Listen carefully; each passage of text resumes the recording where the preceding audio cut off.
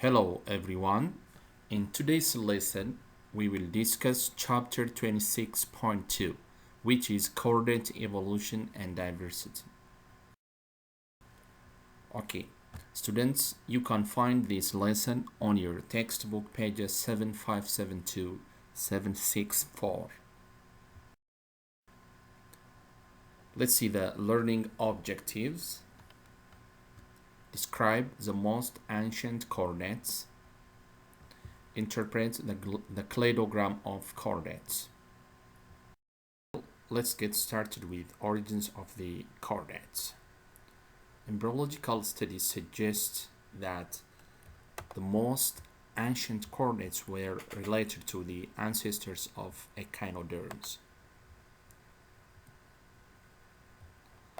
Fossils of the earliest chordates from Cambrian period show muscles arranged in a series, traces of fins, sets of feathery gills, a head with paired sense organs, and a skull and skeletal structure likely made of cartilage, a strong connective tissue that is softer and more flexible than bone.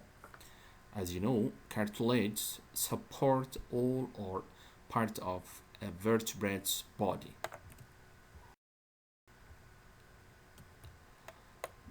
Now let's see the modern chordate diversity.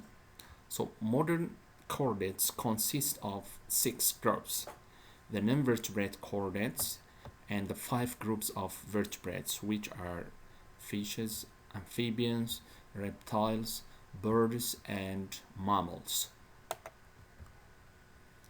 Here is the general view of modern chordate diversity.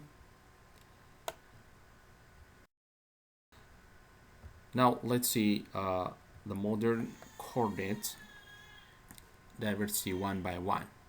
So as we have mentioned, the modern chordates are very diverse and they consist of 6 groups, namely the non-vertebrate chordates and the 5 vertebrate groups, the fishes, amphibians, reptiles, birds, and mammals. Now let's see the cladogram of chordates.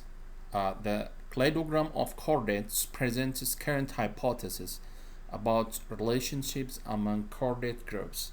And major groups are non-vertebrate chordates. This includes the tunicates and lancelets, and they lack backbones. When we come to jawless fishes, lampreys and hagfish lack vertebrae and have notochords as adults. And the next one, sharks and their relatives. As you know, they have jaws and skeletons made of cartilage. Okay, let's see the bony fishes.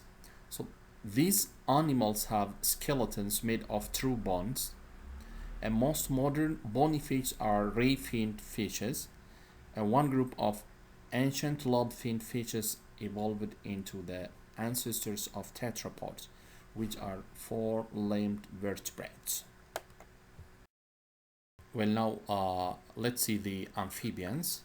So as you know, amphibians live in water as larvae, but on land as adults.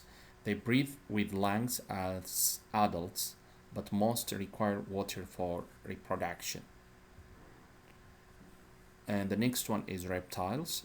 Reptiles have dry, scaly skin, well-developed lungs, strong limbs, and shelled eggs that do not develop in water.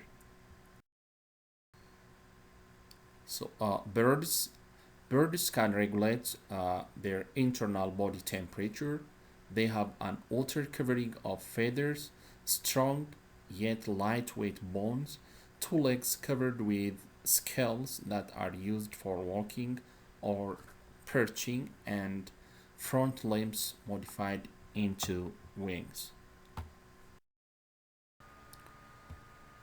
Dinosaurs and birds are now considered to be in one clade, which is part of the larger reptiles clade.